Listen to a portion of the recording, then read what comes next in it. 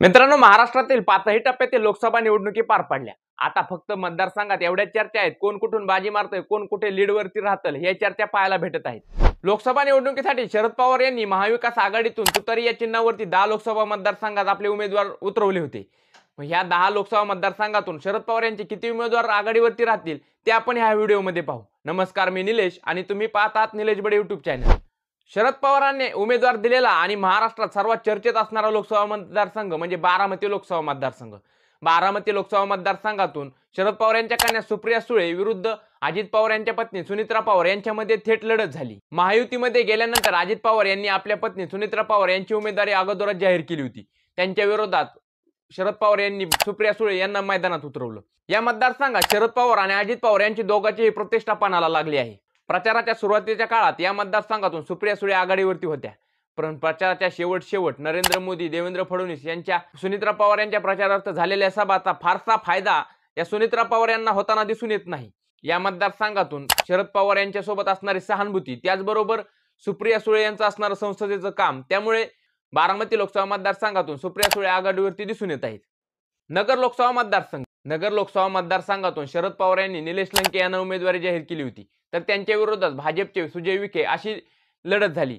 ही लढाई प्रस्थापित विरुद्ध विस्थापित अशी झाली असली तरी या मतदारसंघातून निलेश लंके आघाडीवरती राहू शकतात।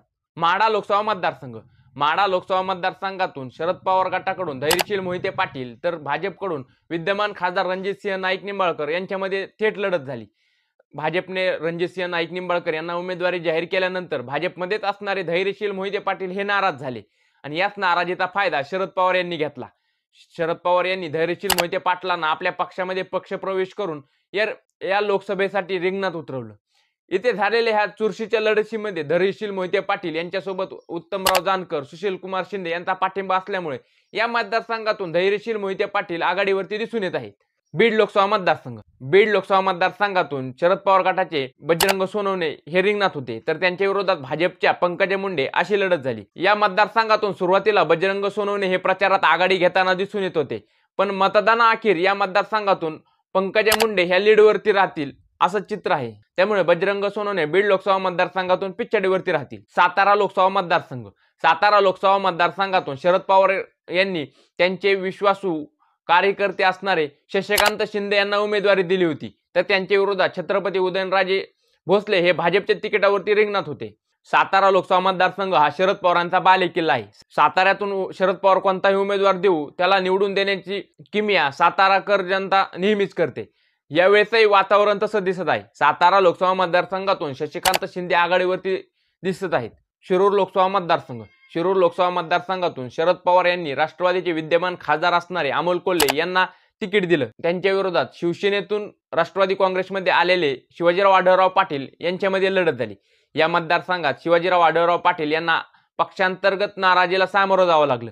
दिलीपराव वळसे पाटील, त्याचबरोबर त्या मतदारसंघातील राष्ट्रवादीचे दुसरे आमदार यांनी आढळराव पाटील यांचं काम केलं नसल्याचं चर्चा या मतदारसंघात आहेत। त्यामुळे शिरूर लोकसभा मतदारसंघातून अमोल कोल्हे हे आघाडीवरती राहतील। भिवंडी लोकसभा मतदारसंघ। या मतदारसंघातून शरद पवार गटाकडून सुरेश उर्फ बाळामामा म्हात्रे तर भाजपकडून विद्यमान खासदार कपिल पाटील अशी लढत झाली। या मतदारसंघात भाजपचे उमेदवार कपिल पाटील यांच्या विरोधात अँटी इन्कम्बन्सी दिसून आली। लगातार 2 वेळेस खासदार असूनही या मतदारसंघात त्यांनी विकास केला नसल्याचं या मतदारसंघात चर्चा आहे। त्यामुळे भिवंडी लोकसभा मतदारसंघातून बाळामामा म्हात्रे या आघाडीवरती दिसून येत आहेत। पुढील लोकसभा मतदारसंघ म्हणजे रावेर लोकसभा मतदारसंघ।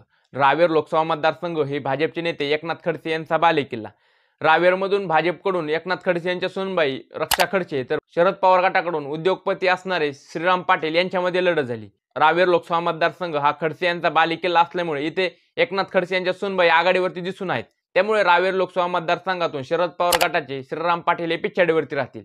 दिंडोरी लोकसभा मतदारसंघ। दिंडोरी लोकसभा मतदारसंघातून भाजपकडून विद्यमान खासदार व केंद्रीय मंत्री असणाऱ्या भारती पवार ह्या रिंगणात होत्या, तर त्यांच्या विरोधात शरद पवार यांनी भास्कर भगरे यांना रिंगणात उतरवलं होतं।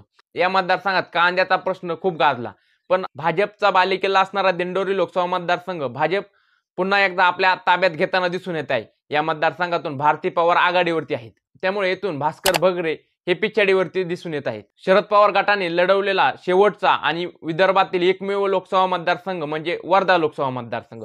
वर्धा लोकसभा मतदारसंघातून शरद पवार यांनी विक्रम काळे यांना उमेदवारी जाहीर केली होती, तर त्यांच्या विरोधात विद्यमान खासदार भाजपचे रामदास तडस अशी लढत झाली. निवडणुकीच्या काळात रामदास तडस यांच्यावरती त्यांच्या सुनबाईंनी केलेले आरोप, त्यामुळे ह्या मतदारसंघाची चर्चा महाराष्ट्रात झाली. तरी विद्यमान खासदार असणारे रामदास तडस या मतदारसंघात तुतारीला ओव्हरटेक करून आपला गड पुन्हा आपल्या ताब्यात घेताना दिसून येत आहेत. त्यामुळे वर्धा लोकसभा मतदारसंघातून अमर काळे हे यांचा पराभव होताना दिसून येत आहे. मित्रांनो, लोकसभा निवडणुकीत लढवलेल्या शरद पवार गटाने 10 लोकसभा मतदारसंघांपैकी शरद पवार यांना 6 ते 7 लोकसभा मतदारसंघात त्यांचे उमेदवार आघाडीवरती राहू शकतात. तुम्हाला काय वाटतं, शरद पवार गटाला या लोकसभा निवडणुकीत किती जागा निवडून येतील? कमेंटमध्ये नक्की सांगा. आपल्या व्हिडिओला एक लाईक आणि चॅनलला सबस्क्राईब करायला विसरू नका.